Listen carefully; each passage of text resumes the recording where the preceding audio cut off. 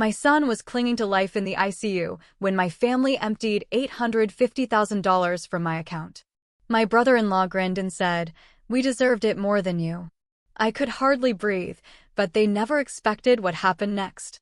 Then suddenly the front door burst open and...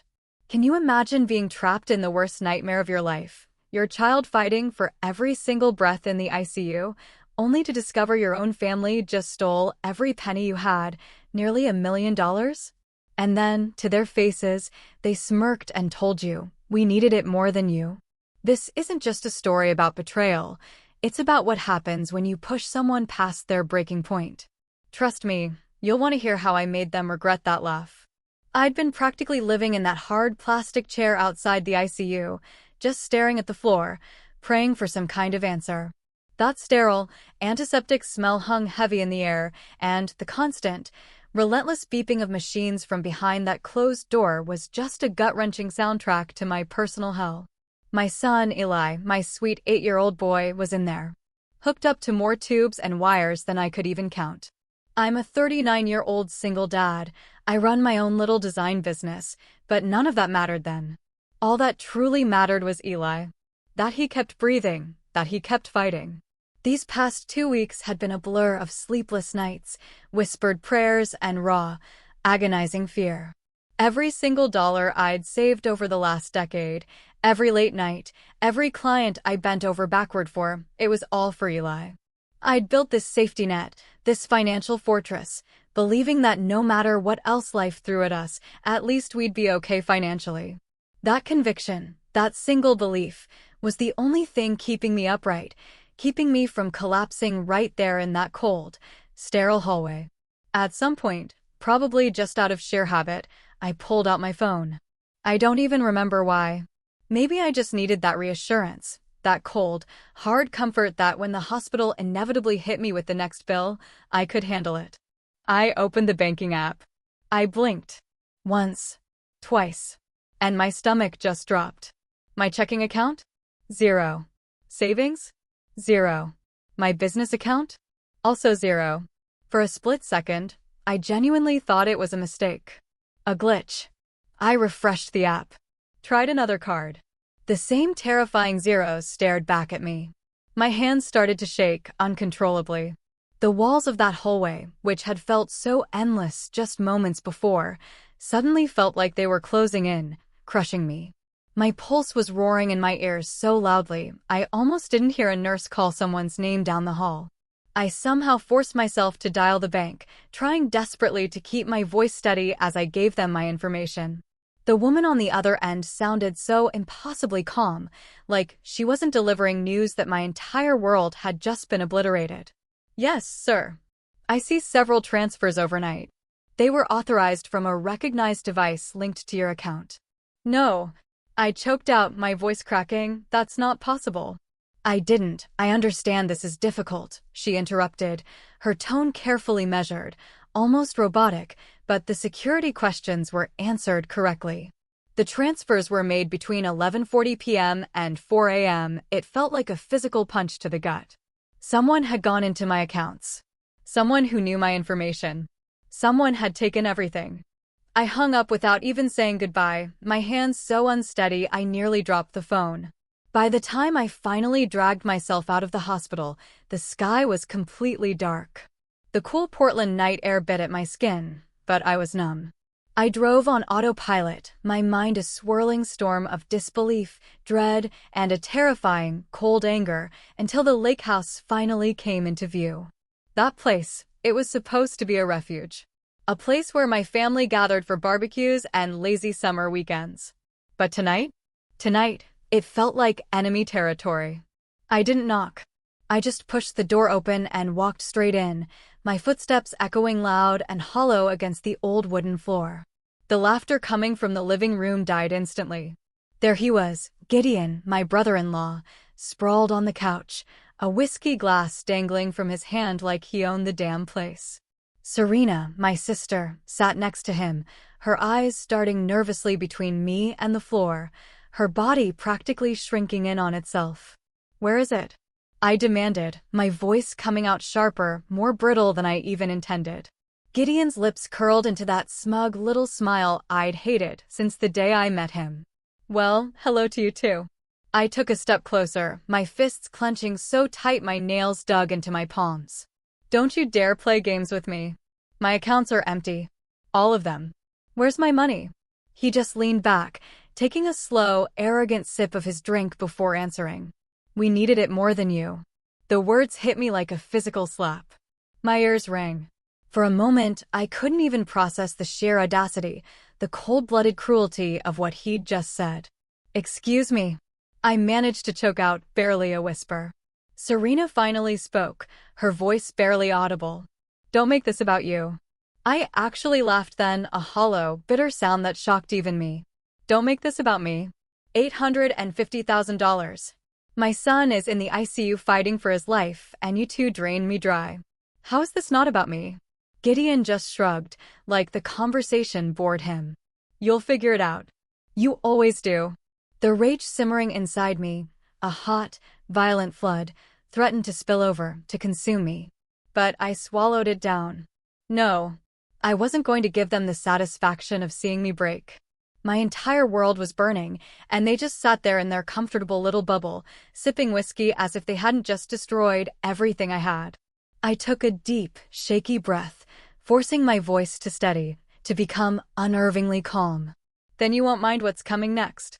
They exchanged a quick glance, then Gideon let out a short, dismissive laugh. Serena even gave a little chuckle too, like I was some pathetic joke they'd already heard before. Smug. Untouchable. But then, I saw it. Just for a second, a tiny crack in Gideon's mask. I stepped back onto the porch, the cold night air pressing down on me like a physical weight. Their hollow, sharp laughter still echoed in my ears, a jarring, sickening clash with the image of Eli, alone in that hospital bed.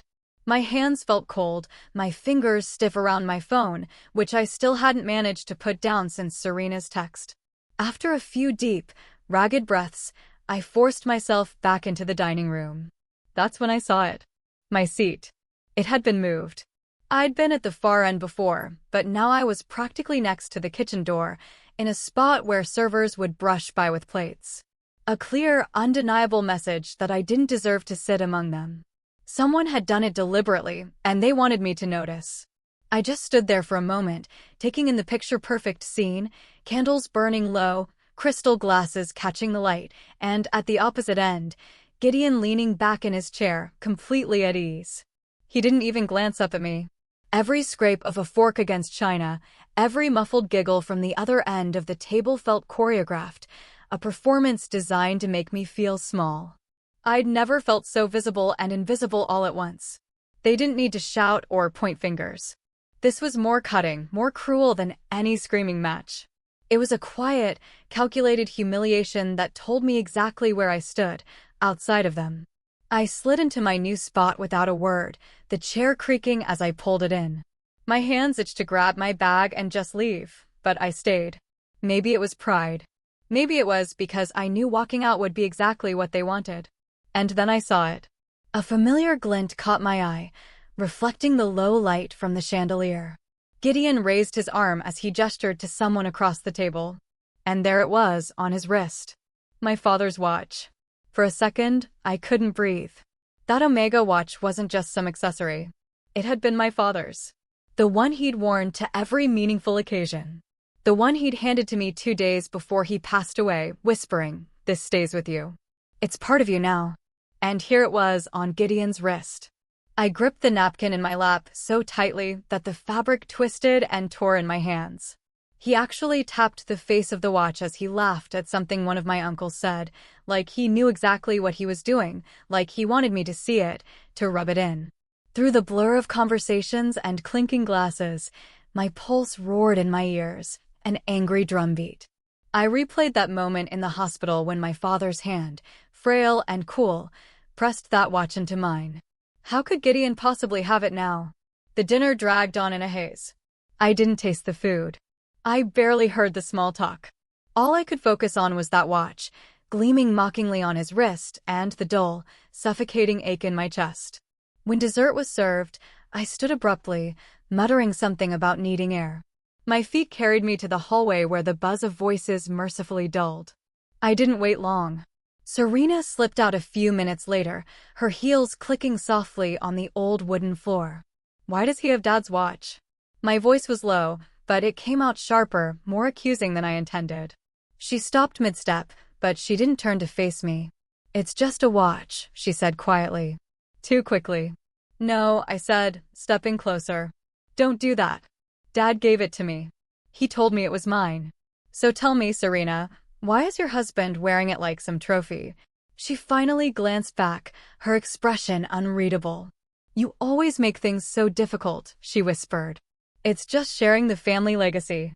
You need to let things go. Asterisk, let it go. Asterisk, I could feel my heart hammering in my throat. First the money, and now this? Do you even hear yourself? She wrapped her arms around herself, suddenly looking small, like she was retreating into his shadow even when he wasn't there. Please, just don't start something tonight. Not here. Her words weren't a defense.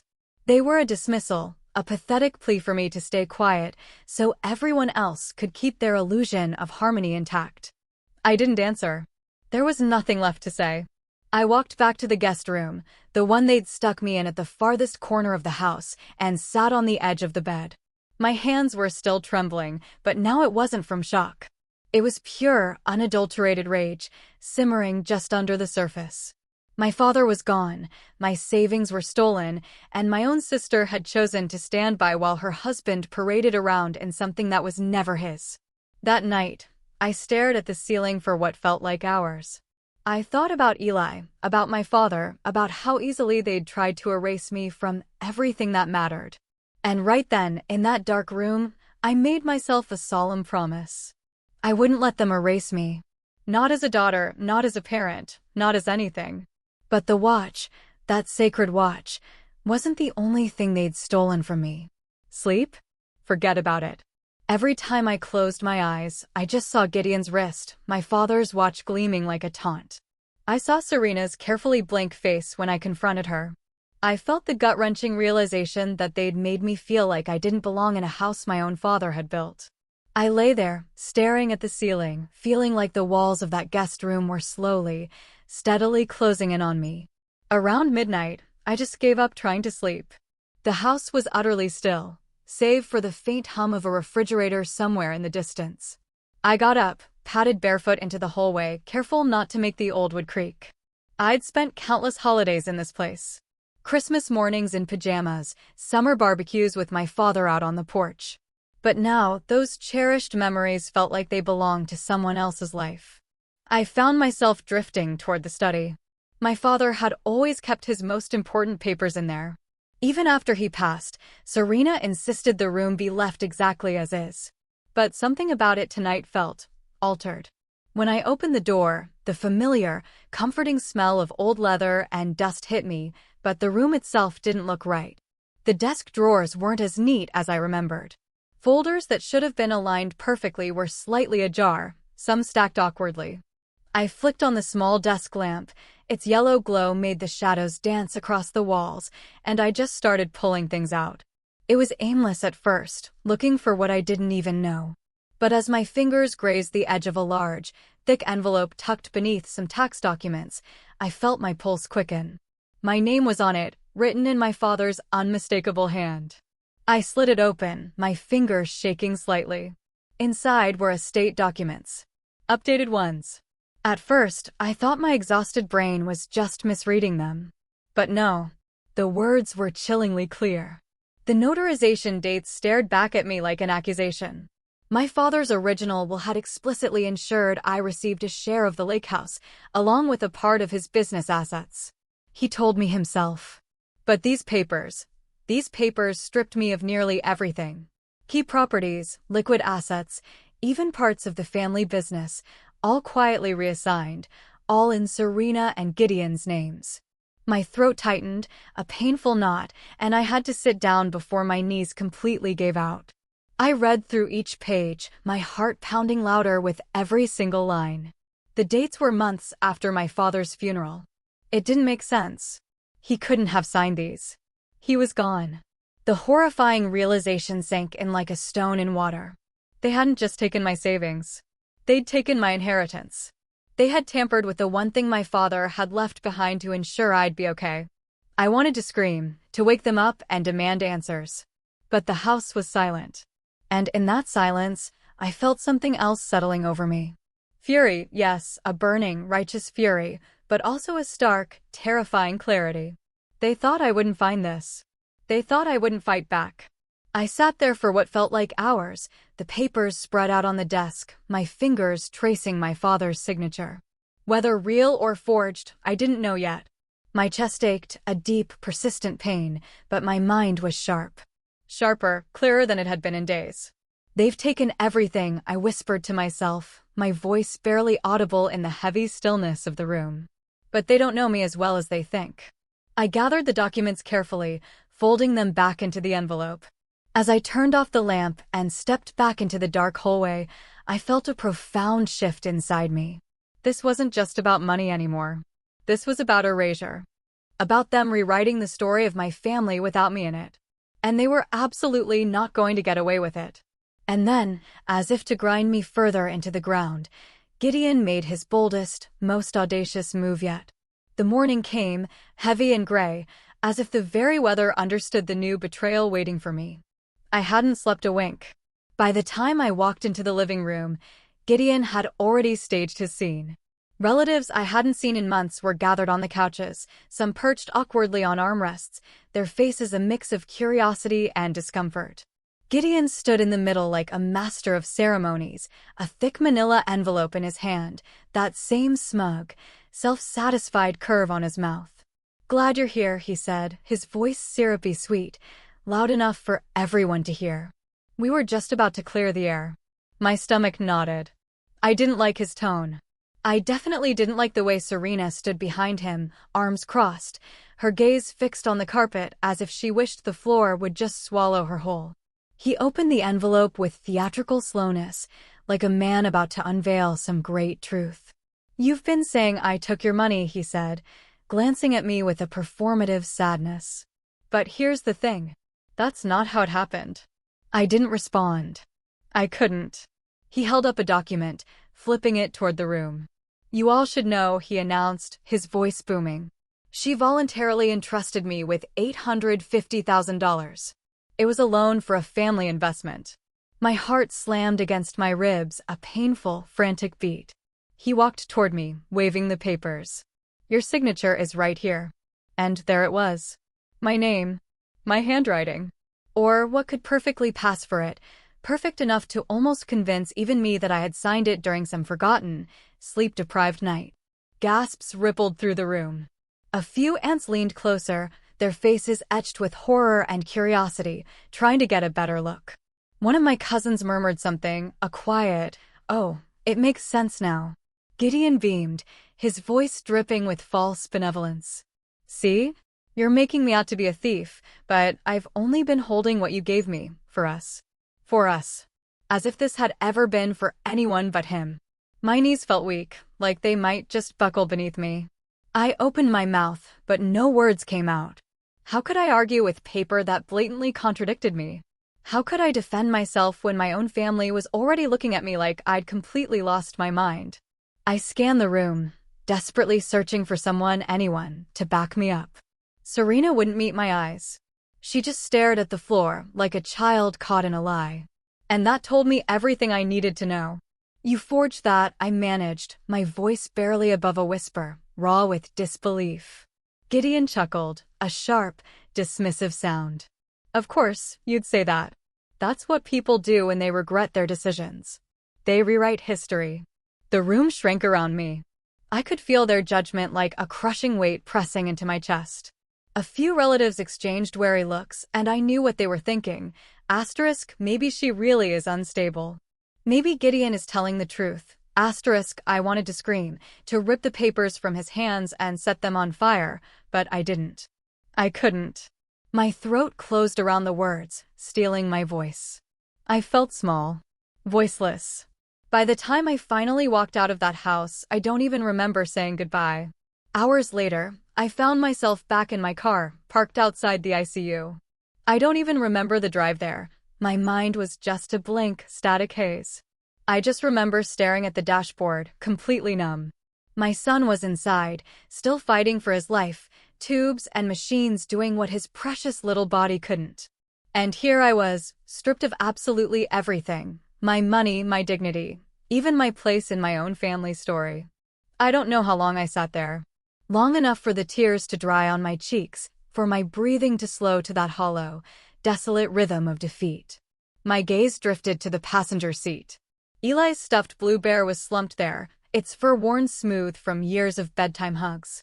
I picked it up, pressing it to my chest. And in that small, familiar weight, I felt a tiny spark. A flicker of resolve. If I give up now, I whispered to no one, my voice raw. What does that make me for him? I couldn't let them win. Not like this. Not after everything. And then, when I least expected it, a single, unexpected voice gave me the first glimmer of hope. That voice.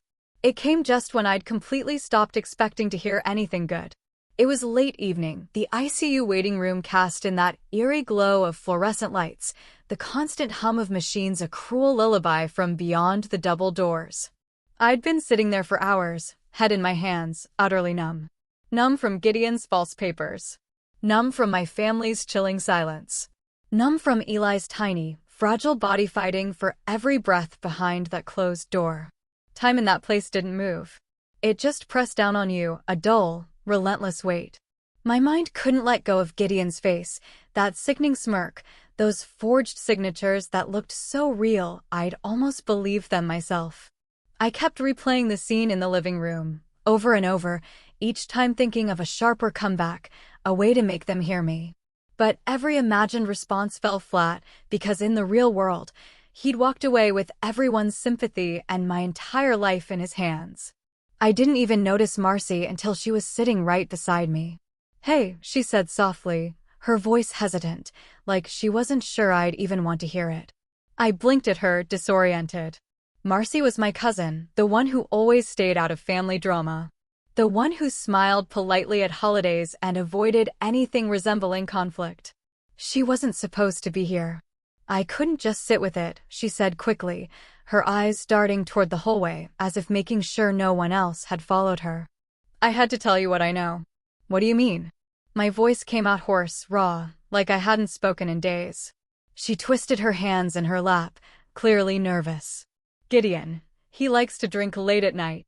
Whiskey usually. And when he does, he talks too much." Something in my chest tightened, a spark of something I hadn't felt in weeks. "Marcy," I said carefully, "what are you trying to tell me?" She took a deep breath. "I overheard him bragging about you. About the money." My pulse quickened, suddenly thrumming with a frantic energy. "Bragging about what, exactly?" She leaned in closer, lowering her voice to a whisper. "He said he drained your accounts. Said he forged the papers so no one would ever believe you. He laughed about it. Said you'd handed him the rope to hang you with." His words, not mine. The room tilted for a second. I gripped the edge of my chair, trying to ground myself. Then Marcy added, pulling out her phone with shaking hands. I recorded part of it. I didn't know what to do with it, but I couldn't stay quiet anymore. She slid the phone across to me. My fingers felt clumsy, trembling as I pressed play. And there it was. His voice. That lazy, arrogant drawl. "She's too naive to fight back. Signed everything like a good little mark." He laughed. Laughed like ruining my life was some kind of sick sport. It was him. No question. I stared at the phone for a long moment before I looked back at Marcy. "Why are you telling me this now?" Her eyes filled with something that looked like a mix of guilt and resolve. "Because I should have said something earlier. And because you need help. I know someone who can give it to you. An old college friend of mine, Drake. He's a legal investigator. He deals with people like Gideon for a living." For the first time in weeks, I felt air fill my lungs completely. A way forward. Marcy must have seen it on my face, because she touched my arm lightly. "You don't have to do this alone." That single sentence hit harder than Gideon's lies ever could. I wasn't alone. By the time we left the hospital for a late-night diner, the crushing heaviness had begun to shift. It was still there, sure, but underneath it, a new current ran, cautious hope, fierce determination. We sat in a quiet booth, nursing bad coffee, while Marcy laid out what Drake could do: gather evidence, track financial trails, make all those family investments unravel in a courtroom where Gideon couldn't just talk his way out of it. I wrapped my hands around the warm cup, staring at the steam rising from it. "I'm done being their scapegoat," I said, more to myself than to her, my voice low and firm. "If Gideon wants a war, he'll get one." And for the first time since this nightmare began, I actually, truly meant it. The first step, gathering enough evidence to bring their empire crashing down, started with a choice: to stop surviving and start fighting. Sitting by Eli's bedside again, feeling his little fingers curled around mine, a surge of fierce determination coursed through me. I knew, with absolute clarity, that I couldn't afford another day of paralysis. His cheeks had a little more color than before, that small change igniting something deep within me. Grief had sharpened me. Anger had given me purpose. They'd taken my money, tarnished my family name, even stolen my father's legacy. But they were absolutely not going to take my son's future. Marcy kept her word. 2 days later, she walked me into a sleek co-working space downtown, all glass walls and the hum of printers. That's where I met Drake. He was everything Gideon wasn't: focused, efficient, with no time for theatrics. He shook my hand firmly, his dark eyes studying me with an intensity that made me feel seen, like he was already taking inventory of my entire case. "Marcy filled me in," he said, his voice steady, professional. "We can nail him, but we need airtight proof. Digital paper. And, ideally, his own words. That's how you win." Win. For the first time in weeks, I heard someone talk about winning, not just surviving. He laid out the plan: retrieve a full record of logins and transactions tied to my stolen accounts, secure copies of those altered inheritance documents, and, if I had the stomach for it, catch Gideon bragging on camera. "He'll slip," Drake assured me with a confident nod. "People like him always do." Over the next several days, my life became a relentless cycle: mornings with Eli, afternoons with Drake, nights lying awake, connecting the dots in my mind. Watching Drake work was an education in itself. He combed through my laptop, phone backups, even cloud accounts I hadn't accessed in months. One afternoon, he called me over. "Take a look at this." On his screen was a meticulous log. Dozens of unauthorized logins to my accounts, all within a tight window. "These were made from your devices," he said, pointing to the timestamps, "except you weren't the one logging in. See the IP addresses? They match Gideon's home and the lake house." He hadn't even bothered covering his tracks. I stared at the screen, part of me furious at his sheer arrogance, another part chillingly grateful for it. Every click Drake made, every file he pulled, meticulously pieced together the story of how Gideon had bled me dry. But Drake wasn't done. "Now for the will," he said. I swallowed hard. That word still felt like a fresh, festering wound. He explained how we'd planned a camera at the lake house. "You stage a visit," he told me, his gaze firm. "Act like you're letting things go. Get him comfortable. And then let the whiskey do the rest." So I did. A week later, I drove back to that place, smiling when every fiber of my being wanted to scream. I pretended to accept Serena's shallow apologies, letting Gideon believe I'd been broken into submission. I tucked the camera exactly where Drake told me to, every step rehearsed in my head until it felt like second nature. 2 days later, we sat in that glass-walled office, watching the footage together. There was Gideon, leaning back in his chair, drink in hand, his voice dripping with self-satisfaction. "We rewrote history," he boasted to a cousin. "The will, the assets, all of it. Finally put that legacy in the right hands." The right hands. Drake muted the video and looked at me, his expression grim. "That's it. That's your nail in the coffin." I sat there, silent for a moment, letting it all sink in. He wasn't just careless. He was proud. Proud of gutting my father's last wishes. Proud of destroying me. My pulse, which had been racing, finally steadied. My voice, when it came, was cold and clear, firm with a newfound power. "They wanted war in silence," I said. "I'll give them justice in daylight." And soon, the entire family would watch Gideon's empire burn. The invitation went out 3 days before, crafted in my most neutral, almost conciliatory tone.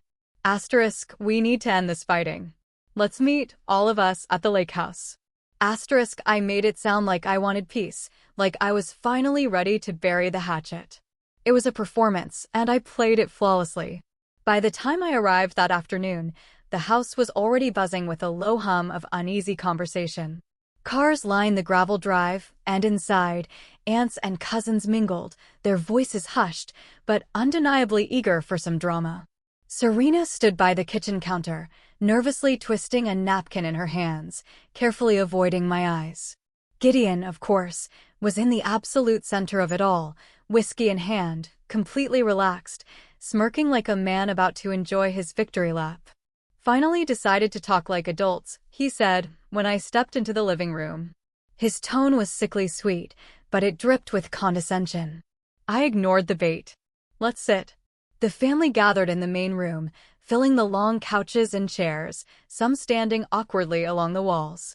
I deliberately took the single armchair directly opposite Gideon, feeling the weight of everyone's stares pressing down on me.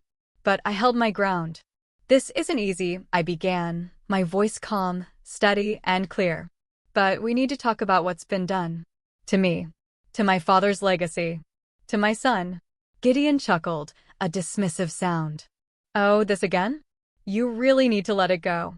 We've all been through hard times. I didn't respond. Instead, I opened the laptop I'd placed on the coffee table. The room went dead silent at the sight of it. Before you dismiss me, I said, my voice cutting through the tension, you should hear this. I pressed play. Gideon's own voice filled the room, drunken, brash, and utterly damning. We rewrote history, he boasted to his cousin. Asterisk, the will, the assets, all of it. Finally put that legacy in the right hands. Asterisk gasps rippled through the room. A few aunts exchanged horrified glances. One uncle muttered a curse under his breath. Serena went stark pale, her napkin clutched so tightly I thought it might tear. Gideon started, rising from his seat, but I simply raised my hand. I'm not finished. Drake's voice came next, crisp and measured, through the speakerphone. I've conducted a forensic analysis of the financial records, he said. Every unauthorized transfer leads directly back to Gideon's devices and IP addresses. We also traced the timestamps of logins to your cloud accounts, all occurring in the early hours while you were documented elsewhere. I turned my gaze to Gideon, whose face was now beet red. You said I gave you that money as a loan. Tell them, Gideon, why you were logging into my accounts at 3 a.m. Tell them why my father's will, which secured me my rightful share of this house, was rewritten in your favor after his death. He shot up from his seat, his mouth moving faster than his brain could keep up. You're twisting things. You've always been unhinged. They all know it. But no one rushed to agree with him. The aunts stared at their laps. My uncles wouldn't meet his gaze. Even Serena's shoulders sagged, like she'd finally given up holding his elaborate lies together. You've stolen enough, I said, rising slowly to my feet, my voice ringing with finality. And today it ends. The timing was almost cinematic. The front door burst open with a resounding thud, and uniformed officers swept inside, firm and deliberate. Gideon Price, the lead officer, called out, his voice cutting through the stunned silence. You're under arrest for fraud, theft, and identity tampering. We have a warrant. Chaos erupted. Relatives jumped to their feet, some shouting, others crying. Gideon's bravado cracked, replaced by a frantic, sputtering rage as he tried to talk over the officer, reading him his rights. Serena's sobs broke through the noise as she covered her face with her hands. The cuffs clicked around his wrists. For the first time in months, I felt my lungs expand fully, a breath of true, clean air. He glared at me as they let him out, his voice shaking with impotent fury. You think this is over? You think, but the rest of his threats were drowned out by the decisive slam of the door. Silence. A profound, ringing silence filled the room. Serena finally looked at me, really looked at me, with an expression I hadn't seen in years. Gratitude? Shame? I didn't know. I'm sorry, she whispered. I nodded, but said nothing. The time for words had passed.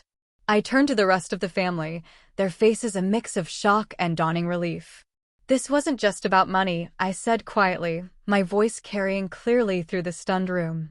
This was about my father. About Eli. About every one of you who let this man take whatever he wanted because you were too afraid to call him out. No one spoke. I didn't need them to. As I walked out of that house, leaving the stunned silence behind me, one thought rang in my head like a bell. Gideon's empire had finally, truly, started to crumble. But here's the thing, justice in court, while necessary, was nothing compared to the slow, painstaking healing that came next.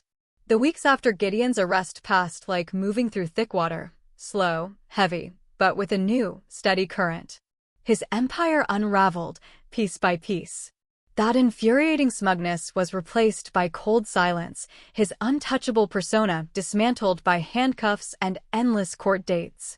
I spent those weeks buried in paperwork, working closely with Drake, visiting Eli, and trying desperately to remember what normal even felt like. Then, one rainy Thursday evening, there was a tentative knock at my apartment door. I opened it to find Serena standing there. Not the Serena I'd known for years, perfectly composed, sharp-tongued, always in Gideon's shadow, but a stripped-down version of her. No makeup, hair pulled into a limp ponytail, eyes red and puffy, like she hadn't slept in days. She clutched her coat around her like flimsy armor, but it wasn't enough to shield her. "Can I come in?" she asked, her voice so quiet I almost didn't hear it over the steady patter of rain against the hallway window. I stepped aside, letting her into my small living room. For a long, strained moment, she just stood there, staring at the floor, as if she needed to find the courage somewhere between the scuffed tiles. And then it came, the words tumbling out of her in fragmented, broken pieces. "I was scared," she said, her voice cracking. "I let him control everything. He told me what to think, what to say. He made me believe I'd be nothing without him. And I let him turn me against you." The raw weight of it pressed against my chest. This was the sister I'd grown up with. The one I'd thought I'd lost long before Gideon drained my accounts or rewrote my father's will. Tears streamed down her face as she went on. "I didn't just lose a husband," she said, collapsing into the armchair like her legs had simply given out. "I lost myself. And I let him take you from me too. I'm so sorry." I sat across from her, hands clasped tightly in my lap. My first instinct was anger. A hot, familiar anger for her silence, her complicity. For the way she'd stood by him while I was humiliated in front of our entire family. But beneath that anger, a deep, weary sadness swirled. She wasn't just apologizing for Gideon. She was apologizing for every single moment she hadn't been my sister when I needed her most. "You could have stopped him," I said finally, my voice low, raw with the years of hurt. She nodded, her chin trembling. "I know. And I'll regret that for the rest of my life."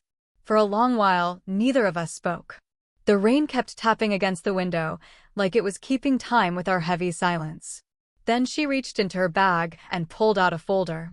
"I don't want any part of what he took," she said, pushing it toward me. "My share of the estate. I've already signed it over. It's yours. It should have been yours all along." It was more than I expected, more than I ever thought she'd be willing to give. In the weeks that followed, Drake and I worked tirelessly to regain control of my accounts.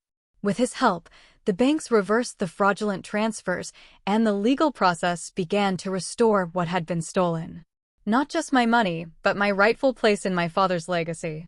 Serena stayed involved, quietly signing over her portion of the tampered estate. She wanted nothing more to do with the house, the inheritance, or the lingering remnants of Gideon's corruption. And then, one crisp Saturday morning, I drove back to the lake house. It was different without him there. Quieter. Lighter. The walls no longer hummed with Gideon's oppressive control. Instead, they felt like mine again. I spent the day repainting scuffed baseboards, repairing broken hinges, slowly restoring what had been neglected. Every brush stroke, every nail hammered into place, felt like reclaiming a part of myself I'd thought was gone forever. Eli came with me, still recovering, but strong enough to explore. He wandered through the halls, his little feet echoing on the hardwood, stopping now and then to peek into rooms like he was meeting them for the very first time. Before we left, I placed his blue bear, the same one I'd seen in the car during my lowest moment, on the mantel in the living room. It looked small against the wide wooden shelf, but it meant everything. It wasn't just a toy. It was a powerful reminder of why I'd fought. Why I hadn't disappeared when despair almost swallowed me whole.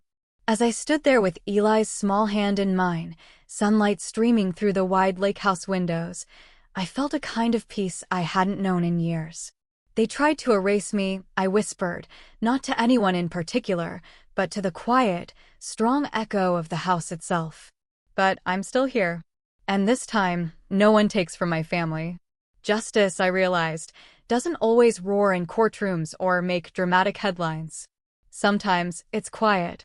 A signed document restoring what's rightfully yours. A repaired door in a house once stolen.